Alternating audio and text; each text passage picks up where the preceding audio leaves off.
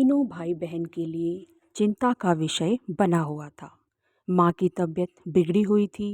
वो हॉस्पिटल में एक बेड पर पड़ी थी।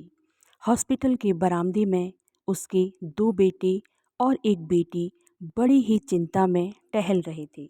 भाई बहन को अपनी माँ की सेहत की चिंता तो थी, पर सबसे ज़्यादा चिंता इस बात की थी कि अब माँ को अपने साथ कौन रखेगा।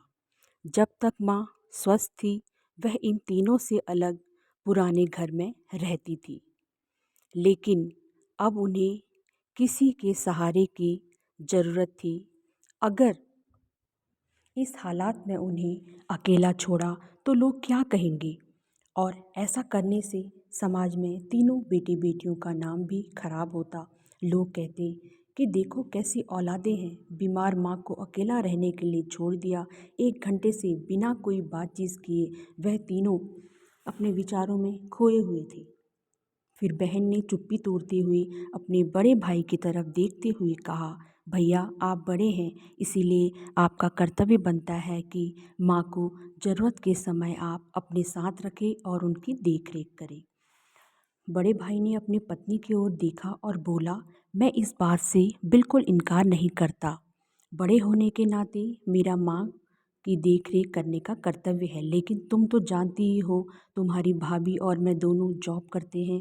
ऐसी हालत में ना हम माँ को ठीक से देख पाएंगे और हमारे लिए बहुत मुश्किल हो जाएगा। बहन, तुम तो पूरे दिन घर में ही रहती हो, तुम माँ को अपने साथ क्यों नहीं ले जाती? पैसों की चिंता मत करना, जो भी खर्चा आएगा मैं दे दूँगा। सूरज भैया, आप तो जानते ही हैं कि माँ से कितना प्यार करती हूँ मैं, लेकिन आप यह भी जानते हैं कि मेरे ससुराल वाले कैसे हैं। मैं यह बिल्कुल बर्दाश्त नहीं कर पाऊँगी कि कोई मेरी माँ को और मेरे भाइयों को भला बुरा कहे। इसीलिए अच्छा यही होगा कि माँ को अविनाश भाई के यहाँ रखा जाए। बड़े भाई सूरज ने भी छोटे भाई अविनाश के साथ माँ को रखने के लिए सहमति जताई। आप यह कैसी बातें कर रहे हैं? क्या आपने नहीं देखा? माँ मेरे घर 2 दिन से ज़्यादा नहीं रह पाई।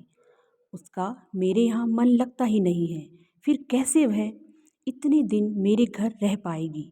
छोटे भाई ने अपनी बात रखते हुए कहा। इससे पहले कि इस चर्चा का कोई नतीजा निकल पाता, एक नर्स वहाँ दौड़ते हुए आई और कहने लगी, क्या आप ही वार्ड नंबर 2 में भर्ती मरीज के रिश्तेदार हैं?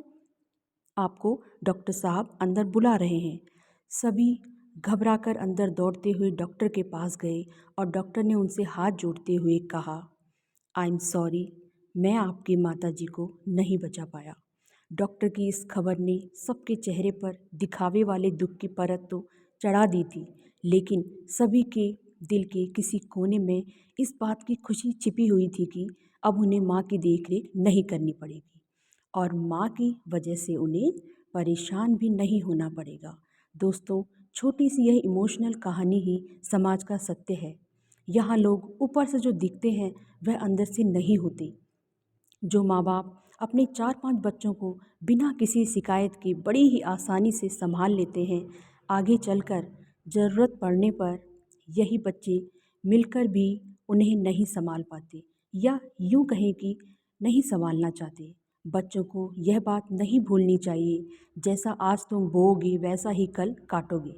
अगर आज वह अपने माँ बाप के साथ बुरा बर्ताव करते हैं तो उन्हें याद रखना चाहिए कि उनके बच्चे कल उनके साथ भी वैसा ही व्यवहार करेंगे। और जो उन्होंने अपने माँ बाप के साथ किया है, दोस्तों, अपने दिल से छल कपट निकाल दीजिए और सच्चे मन से अपने माता पिता की, अपने बुजुर्गों की सेवा कीजिए। माता पिता की सेवा से बड़ा कोई पुण्य नहीं, कोई सेवा नहीं। जिस घर में माता पिता का निरादर होता है, उस घर से भगवान भी रुष्ट हो जाते हैं। कहानी पसंद आई हो तो लाइक शेयर करें। अगर मेरे चैनल पर पहली बार हो तो फ्रेंड्स सब्सक्राइब करना न भूलें। आपसे नेक्स्ट वीडियो में मिलेंगे एक नई मोटिवेशनल स्टोरी लेके।